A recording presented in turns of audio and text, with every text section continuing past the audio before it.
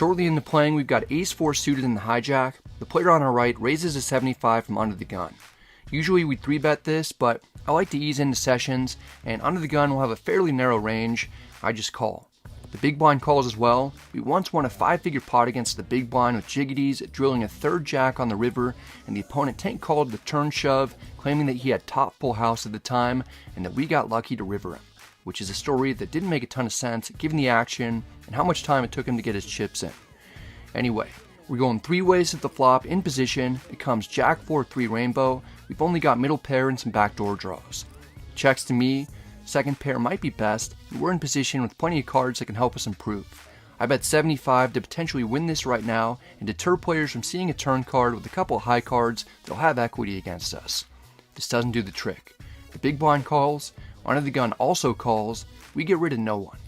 Winning the pot cheaply doesn't work, but I told you earlier there are plenty of cards that can help us improve. The turn is the 4 of hearts, that's perhaps the best one for us. We've got a sneaky trips. Checks to us, we're about to continue firing. I bet 300 to target top pair or draws. The big blind might have a monster, or maybe he's making a move to get revenge for the time I stacked him with jiggities full. He raises a 750 repping trips or better. Under the gun folds, either the big blind has us beat and we're drawing slim, or we have him in absolutely terrible shape. I want to make sure that we don't scare him off in instances he's bluffing, and I don't want to put more money in the middle if we're behind. I just call for an additional 450. The river's the ace of hearts, giving us a backdoor full house, but it's even better because the backdoor flush gets there, and so does an unlikely straight draw.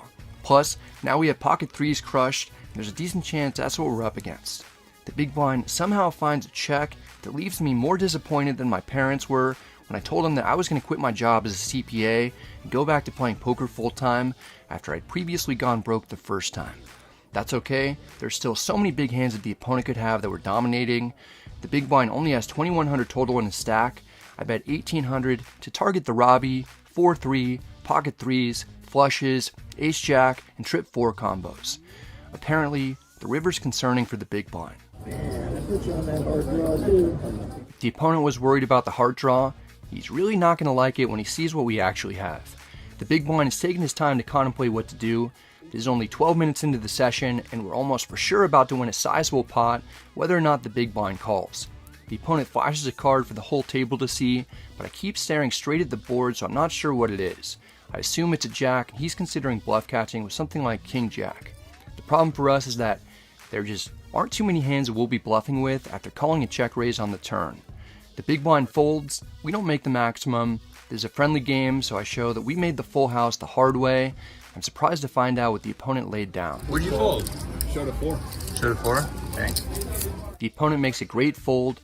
I would have expected him to have called with trip 4s, but the flush draw getting there really hurts us. I probably could have made a lot more if I re-raised on the turn.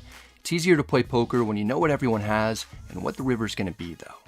I'm not beating myself up about it. It's a good start that gets us up 1,000 early on. Here we've got ace-4 suited in the small blind. It folds to us. I raised to 160. The big blind just graduated from Rude School with a minor and making lives miserable. He 3-bets to 500. He's actually a pretty nice guy, and he's very good at poker. He's been 3-betting me all day though, and he knows that I'll have a wide range when I open from the small blind. The thing is that I know that he knows that I'll be opening light.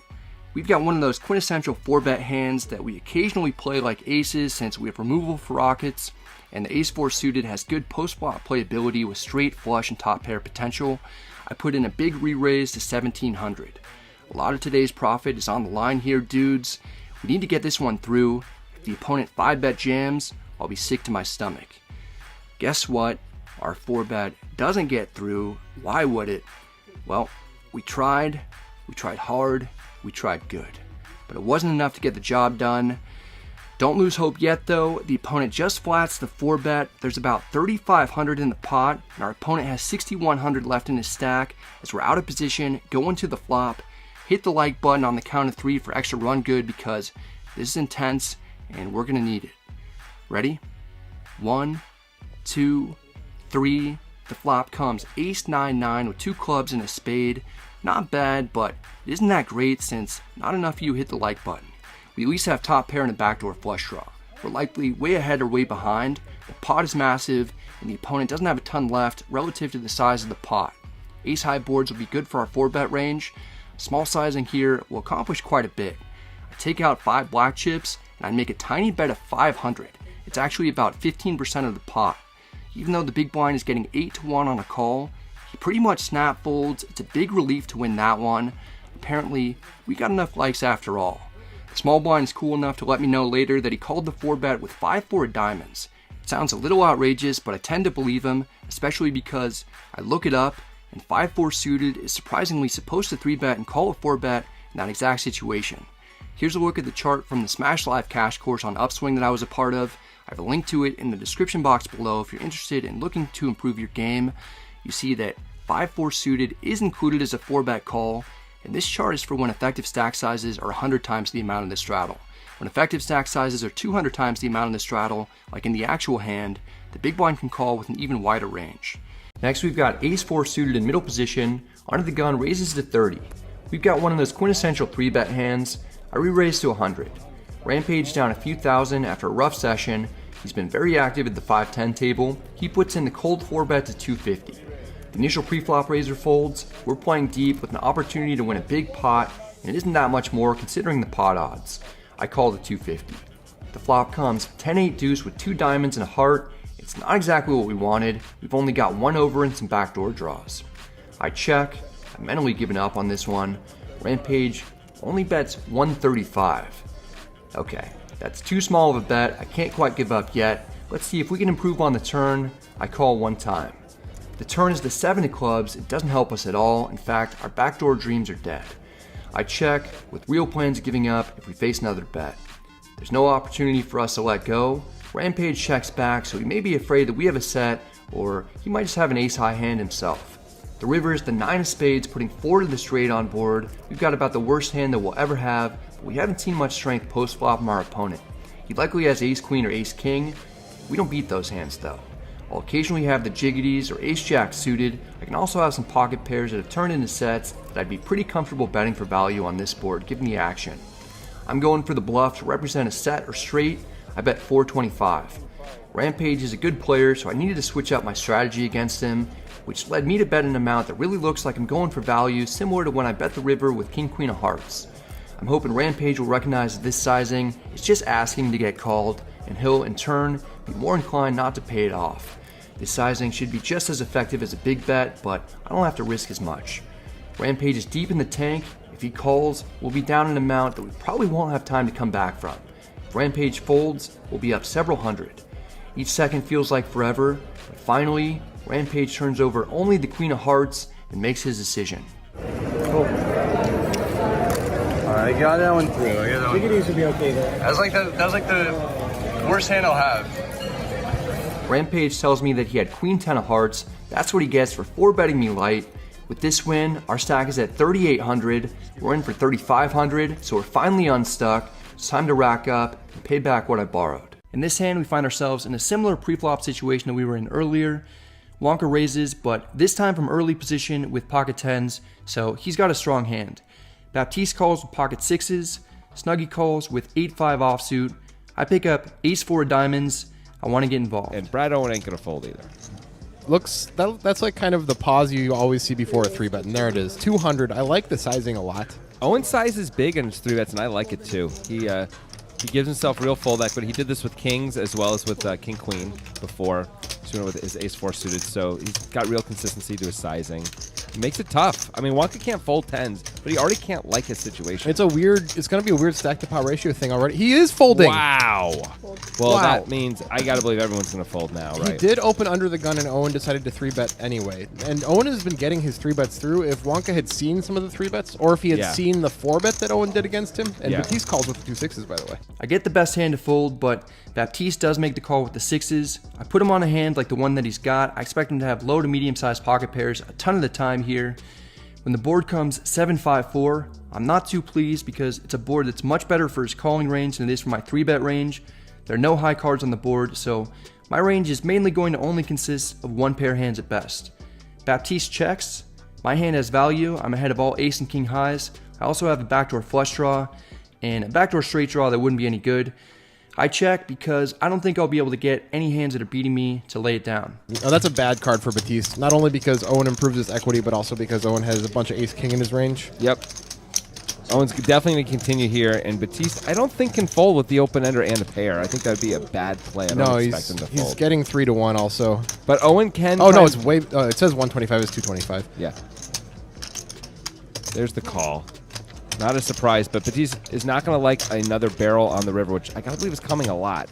Well, it's definitely coming now because Owen improves to what is almost always the best hand. We get a great run out, not only for our actual hand, but also for our perceived range. And Baptiste knows that kings and aces are not good for him once I 3-bet and check back the flop. He checks river. With 2 pair, I'm certainly going to bet though. I don't anticipate getting called that often. I make it 500. Baptiste lets it go quickly. It's not a huge pot, but our stack is steadily increasing and we're up 1,500 on the night. Then I pick up ace-4 diamonds in the hijack and open to 120. Cutoff calls, small blind 3-bets to 380. The action's back on me. Let's see what upswing says to do. According to this chart, when we're facing a 3-bet from the small blind with ace-4 suited, we need to 4-bet it. That's what I do. Raise. I make it 1,000. The cutoff folds immediately. Small blind is contemplating what he should do. He tanks for a very long time. Doesn't look extremely comfortable, but he eventually makes the call. I imagine he has a hand like ace-king, ace-queen, pocket queens, or pocket jacks. The dealer puts out the flop of 10-6 deuce rainbow with 1 diamond. We've got an over and some backdoor possibilities. Small blind checks. I down bet to 900. That's what I do with aces and kings. Those hands are what I'm trying to represent. Small blind continues to look uncomfortable. You can see him there in the black shirt. He adjusts himself quite a bit. He's going through all the options for quite some time, gets his chips out and makes the call. Really feels like he has an ace-high hand. I'm not beating any of those, but I don't think he'd be able to call another bet if he doesn't make a pair. The dealer puts out the turn. It's the 7 of spades, basically a complete blank. The opponent checks. I can either shut down or I can go with my gut and apply maximum pressure. I announce a bet. 2,300? 2,300. My heart is racing. This is by far the biggest bluff that I've ever attempted. The adrenaline's pumping. There's already over 6,000 in the middle. If I get called, the pot will be 8,500. If I lose, I'll have the worst losing session of my entire life. The opponent backhands his cards into the muck. We get the largest bluff through that we've ever made. Going with our instincts pays off huge. We add another 2,000 to our stack to pick up ace-4 suited on the button. Under the gun +1 opens at 50. This player showed a bluff in a very weird spot earlier against someone else at the table that I happened to see. Because of that, I'm happy to call even a larger raise with this hand in position against him. The small blind also calls. We're going 3 ways to the flop. It's ace-6 deuce with 2 diamonds and 1 heart. The small blind checks. Under the gun +1 bets 70. I'm calling at least once. I match the bet. Small blind folds. It's down to heads up. The turn is the queen of diamonds. Under the gun +1 bets 150. This isn't my favorite since I could be drawing dead if the opponent happens to have a flush. It's just too good of a price against someone who I know bluffs. I call. The river is another deuce. This card is a good one since I'm at least chopping with a lot of hands that were beating me on the turn, like ace-jack and ace-10. I practiced my chopping skills earlier on that ace-5 hand. I think that I have it down now and would like to see if that's true. The opponent bets 160. If he has ace-king, he's milking me pretty good. I have to tip my hat to him. I call. It turns out that I'm not that great at chopping. The opponent initially shows the 6 of spades for a pair. He doesn't seem to want to show his other card though. At best, he doesn't want to give up information about his hand while trying to get free information about what I have. At worst, he could be slow rolling me, so I don't immediately turn my cards over. Finally, he shows that his other card is an offsuit 5. Keeping a note in my head about him bluffing before in a strange situation leads me to winning a nice medium-sized pot. That'd be the last significant one. Here we've got ace-4 diamonds in the big blind. We're going to do this pokercoaching.com style in which I'm going to present the hand in a multiple choice format. You can pause it if you like while making your decision. Then I'll tell you what I think the best option is as we go through it. The hijack opens at 20. It folds to us. We can either fold, call, or 3-bet to 70. Go ahead and pause to pick your choice if you want. Folding is too weak with a suited ace. We're getting a discount since we're in the big blind. We can't let this go under these circumstances. That's the worst option. I actually don't mind 3-betting. We've got some card removal to make it less likely we're up against a strong hand. The hijack is going to have a relatively wide range, so he should have plenty of hands that he's opening with that'll fold to a 3-bet, and if we do get called, we'll have some playability. This is the only option that allows us to win the hand right away without seeing a flop, so I like it for that reason too, but I think it's just slightly worse than calling for 15 more, getting 2-1, and closing the action. That's what I do. I flat, It's heads up, the flop comes 6-5 deuce, we've got an over, a gut shot straight draw, and a backdoor flush draw. You can either check, bet 20, or bet 30. In this situation, I'm always checking to the pre-flop aggressor. That's the best option. The hijack checks back, the turn is the 8 of hearts, so we've improved to a double gutter. Again, we can either check, bet 20, or bet 30. This is a better board for our range than it is for the opponent's, and after he checked back flop, feel pretty good betting to potentially get some better ace highs to fold and deny equity from other holdings. If we do get called, we'll have plenty of cards that can give us the winner. Checking is my least favorite option. Betting 30 is my favorite sizing after thinking about it, but I end up betting 20. The hijack calls right away. This can be an indicator that the player is on a draw. Perhaps he's picked up hearts. The river is an ace. We make top pair. Should we check, bet 40, or bet 70? Our hand goes from having very little showdown value to having a lot. If the opponent called the turn with an ace-high flush draw, we aren't going to be ahead, so it could actually be a bad card for us. It's possible the hijack floated the turn with some other strong aces that didn't have draws too, since we made the turn bet so small. Missed draws without a pair aren't going to be able to call a bet, but they may take a stab at it as a bluff. The way the hand played, it's unlikely that we're going to be up against pocket kings down to 9s. These are all hands that we're beating that would be able to call a bet. I don't think there would be many 8s in the opponent's range either, since a lot of those would have straight draws on the flop, and you should have bet those at that time. Checking is my favorite option, and that's what I do. Betting small to get called by worse hands isn't too bad either. Betting 70 is my least favorite option because it's unlikely that we'll get called by anything worse, and better hands usually won't be folding. The hijack bets 45. Should we fold, call, or raise to 150? We hit a card that'll often give us the best hand. We didn't check in order to fold. We checked to induce a bluff or keep the pot manageable and get to showdown. We're getting a great price too, so folding is out of the question. There's certainly no need to turn our hand into a bluff. Raising doesn't have too much merit here either. The best option is to call. Sometimes we're going to have the losing hand, but that's not the case in this instance. The opponent turns over King 7 offsuit, made a loose pre-flop raise, turned an open-ender, and then bluffed river after missing. We win. You're trying to get some Bradley dollars, huh? I failed that time. I'll get them later, don't worry.